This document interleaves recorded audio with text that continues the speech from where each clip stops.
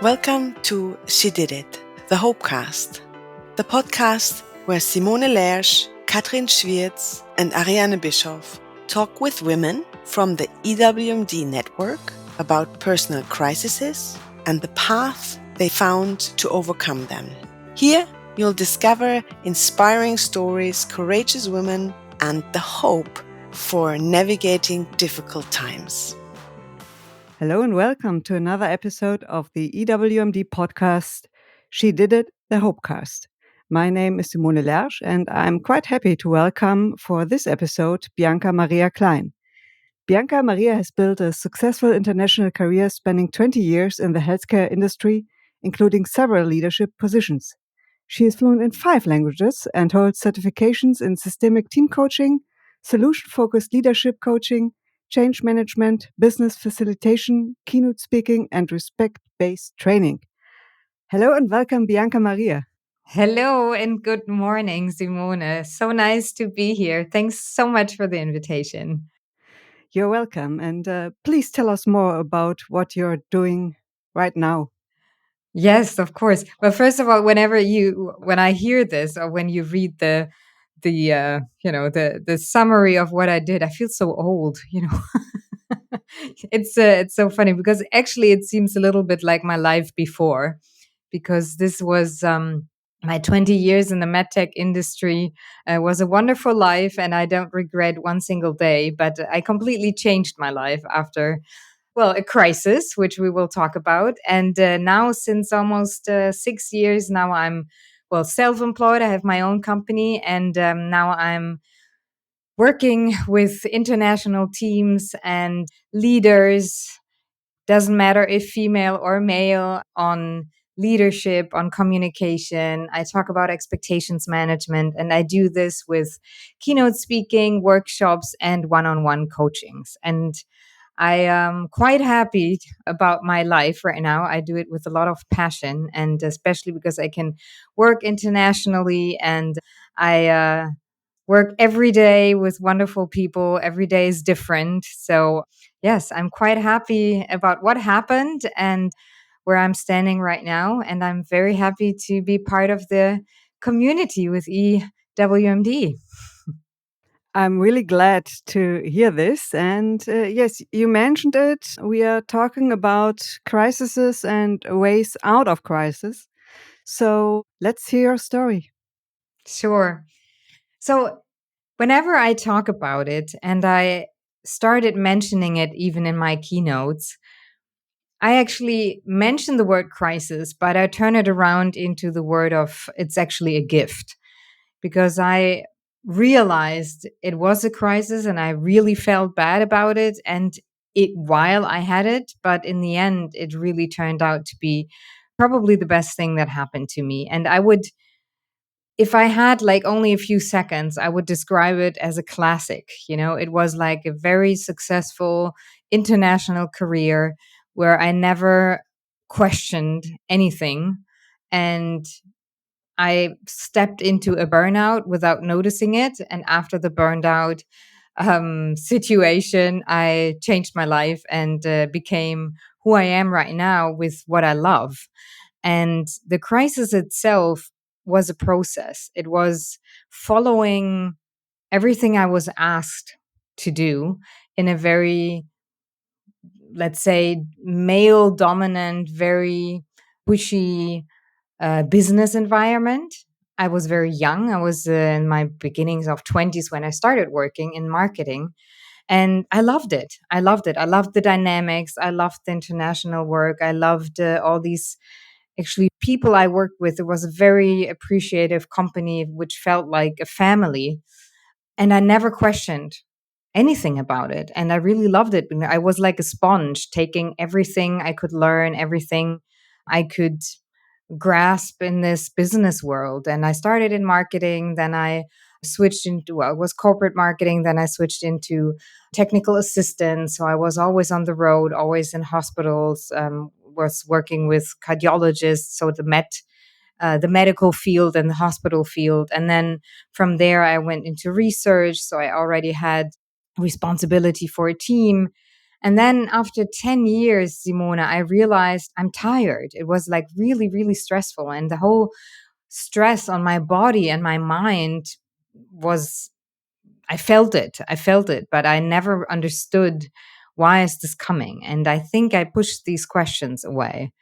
And then I took a sabbatical. And that was, I think, the first step, realizing what I wanted maybe to do was traveling and having more time for myself. But it was a little bit of, I think, the start of the crisis. So this break was very good, but didn't really help. It helped me change my job because I switched company. And from then I switched several companies, and then I ended up in a small family owned company, and I wanted to have a 9 to 5 job. And that 9 to 5 job was absolutely not my thing. I had a team, only women, and a boss who was value wise and attitude wise complete different of different character about my like mine. And I even there didn't question it. And from there, it was really on a vacation one day from the other that I just couldn't stand it anymore. And I had a kind of a nervous breakdown, I would say. And that nervous breakdown led me to more questions because I couldn't understand why me. And I always called myself Wonder Woman because I did so many things and I loved what I did and was always strong, always in a good mood. And so these questions started really hurting.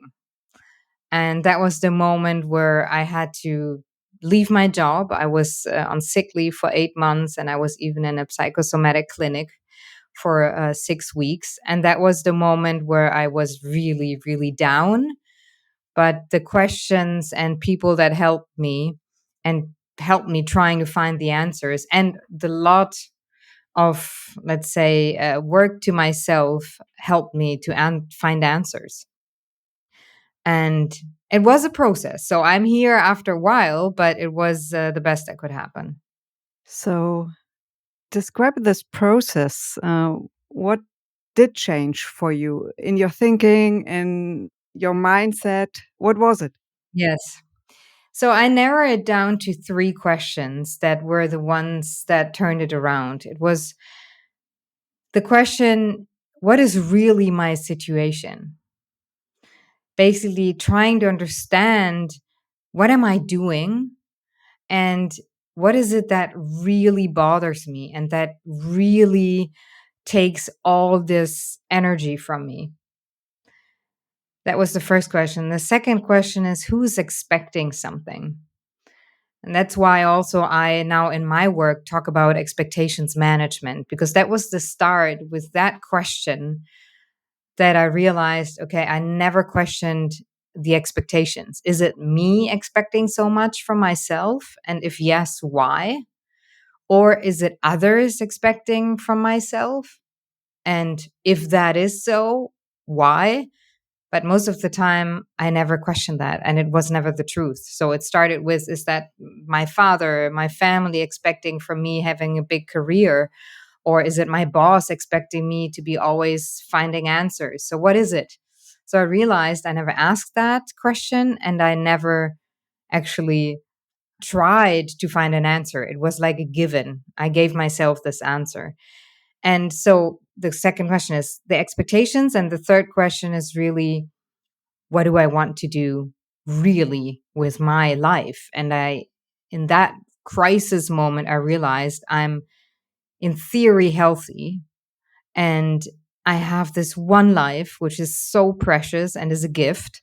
So I better turn it around into something that I enjoy. So these 3 questions were, so again, what is really my situation? Who's expecting? And what do I really want to do? That process took me a while to find these answers, but these questions helped me to kind of like a business plan, to find a way to see a future.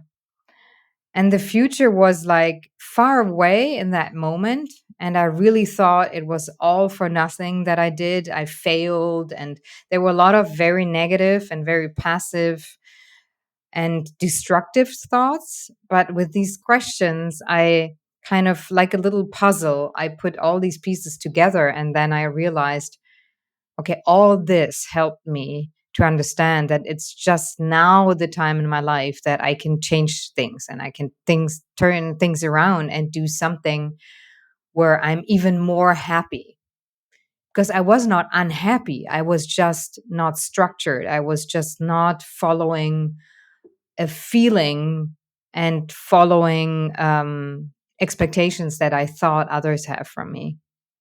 To know these questions is one step, but to really find the answers to those questions of yours, and then in the next step, to take action, that's not that easy. So, how long did it take you to find your own answers? And how did you turn these answers into action? Yes. So, I think my task with that situation and what happened to me is to help others that either don't fall into a situation like that, or if they are in it, to make a lot of courage, because um, I want to make courage to say it's a process, and it might take, I don't know, from a couple months to a year, or even just a few weeks. I don't know. It's very individual, but it is a process, and it doesn't happen from one day to the other. So for me personally, I would say it took me at least a year. And in that year, what happened was just basically realizing, okay, I want to change something. And I really want to develop the courage and the strength to follow my gut feeling and my heart. And from that moment on, it's still a process. I'm still on this path, and I'm still every day finding out new things about myself. But I have to say, to whoever listens to this and might be in a similar situation, is I couldn't do it without help. I could not have done it without help. So this crisis, I was lucky enough that my cousin, who's a physician, she saw how I felt, and she told me, go to a doctor. You have a depression. You are so down. You can't continue with your job like that. So as she's my favorite cousin, I went to the doctor and said, okay, if you say so, I do it. And that was the start. And this physician, he was very good. He said, there's nothing wrong about you. You're just very, very tired, and you just need a break. And in that break, you need to find your energy to, start questioning your job. And that was the first conversation I had in that direction. And then it was a lot of conversations with therapists, with a coach. So I started actually my own coaching, which with a person that I had for business coaching, for team coaching before. And she then said to me, this is a topic that I'm not, I don't have the education to help you. So how about therapy? And that was for me like the biggest failure at that time. And I'm like, what? No, I don't need a therapist. I'm not crazy. That was my attitude at that time. But that therapist, in the end, I did it because I felt really like, okay, there's something I got to do. And that therapist, he then suggested, how about going to a clinic? Because this is where you completely shut off from your regular environment. And again, I was like, what? No, I'm not crazy. I'm not going to go into like a madhouse, but so it was like a psychosomatic clinic. So it was not a closed psychiatric hospital, but even that was for me a biggest hurdle. And I did it. So this is what I mean. You need a bit of courage to go these steps, but I couldn't have done it without the help. And in that setting, in that break, I met so many other people. And these other people helped me a lot with conversations. So that's why I want to encourage people to do, something like that, because talking to other people who are in similar situation or much, much worse, because I had conversations with really wonderful individuals that had terrible destiny, with a lot of death in the family or things like that, really, really made me feel like, oh, I'm lucky. this is just a crisis of a job and of my own system, but it's not a disease, it's not death.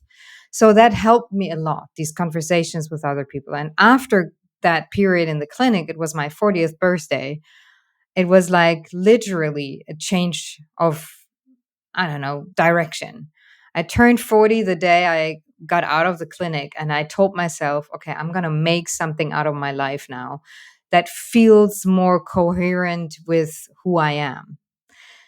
And when you asked me the process, I remember the questions that I was asked, saying, what was it that you did when you were a kid? What was the things you loved doing when you were a kid?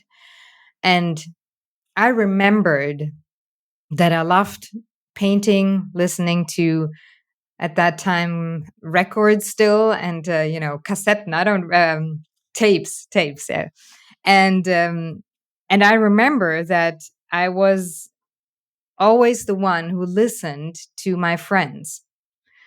And I put these things together, and I realized, oh, maybe I'm a person who listens to people, and maybe I'm a person who's somehow able to talk to people. And I realized, oh, I think, the coaching that I did was something that goes into this direction. And so I started realizing, oh, I want to do this myself. And at that point, I remembered the first session I had with my coach years before, where she said, how about you do this? Don't you think you could do this? And all these little puzzles, all these memories of conversation that I had before, or things that happened before, felt like, oh, this is creating a new picture. So I'm not sure if this if you know what I mean, Simone, but it was really something, putting the pieces together. It doesn't happen overnight. And as I said, I'm still on this path, but it's the best that could happen. So one key factor is patience and giving yourself time, and not to expect from oneself to solve everything overnight. Absolutely. And I would add, and that takes probably the most courage, is to listen to yourself, to be fully honest with yourself. Because what I did in this process, the therapists, or even, a lot of books that I started reading, were also, there are questions in it. And I was sometimes afraid of answering these questions. So, for example, when there were questions about childhood or family, or, about why do you do this job? What is it that you love about the job? I was afraid of my own answers. So if there wasn't, for example, very simple questions, what is it that you love about the job? I realized it's about getting appreciated, hearing my boss saying, you did a good job. And I felt ashamed of that answer. Mm. I wanted to say, oh, I want to help patients. I want to build this company into the right direction. I want to be part of the success of the company. But that wasn't the answer. The answer was much more about me and about how I want to feel. And giving these answers myself was very painful sometimes, because I realized, oh, this feels quite weak, quite ridiculous, but it was the right answer. And it made me realize, okay, that's why probably it doesn't feel very coherent when I'm talking in these business meetings about figures and about the biggest success we did. I just didn't feel it. So it's really patience and honesty with yourself, and being okay to feel weak. Because the moment you understand that weakness is your biggest strength, because the weakness is where you can build up something, that the resilience comes in that moment where you realize, okay, I'm down, but I can put myself up again. And that was the moment where I felt liberated, because giving the answers in the end was not so bad. It was the beginning of, okay, and what do I do with this now? What gave you the strength and the belief that you would get out of this crisis, that you would be able to turn around everything?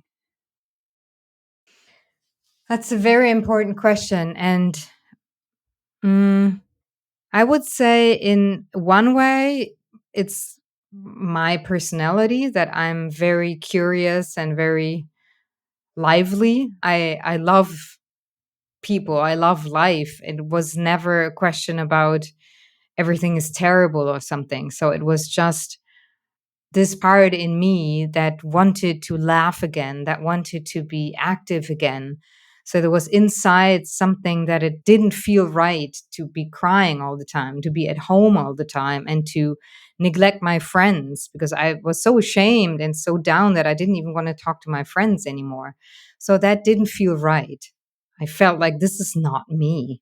It's just a part, maybe, but I don't want to, be in that part too long.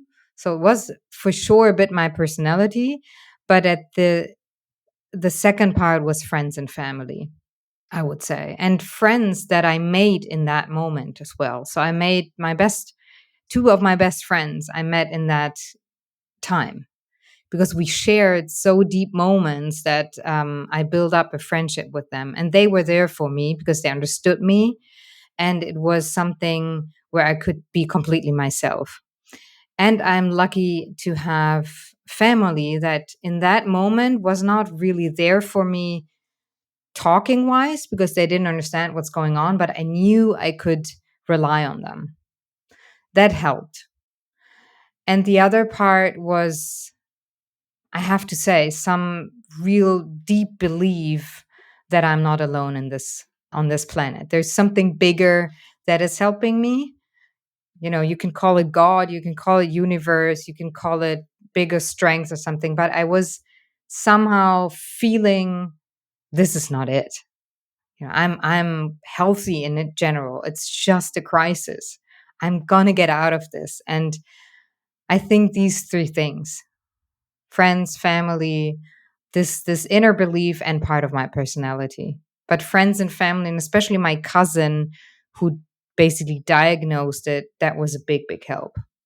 Was she also the one to give you the courage to realize that you have to change something, or was it something else that gave you that courage to not do business as usual anymore? I think at that moment, I wasn't even thinking about not doing the job anymore. So the courage I needed to have was more accepting that I'm not doing well, accepting that this is not what I want to do forever. But it wasn't even yet clear that it's not going to be that. It was more, okay, there needs to change something. That the change would be so big, I had no idea, because it's a process. If you had told me in that moment, oh, in about 8 years, you have your own business, you do everything on your own, you do podcasts, you do workshops, you do keynotes, you speak to people one on one, I would have said, yeah, of course, whatever. Yeah, I would have never found the courage to say, okay, I'm going to do this. No, it was never in my mind or never in my family about starting a business. So that's what I'm trying also to tell people. It's a process. If in that moment, the only thing I wanted to feel was better, I want to feel better and not cry and not feel ashamed. So in that moment, it was my cousin who was on my side, but it was more the courage to admit this is not going to be forever. I want to change something. What it was, I didn't know yet, but it came, little bits and pieces came together. So just as an example, I was already on sick leave and it was winter time, and I always waited that it's dark outside, so to be maybe taking a walk, because if you're in a situation like this, nobody sees you're sick, nobody sees you're not doing well. So I was afraid and ashamed of meeting people on the street, so I was always going out only in the evening.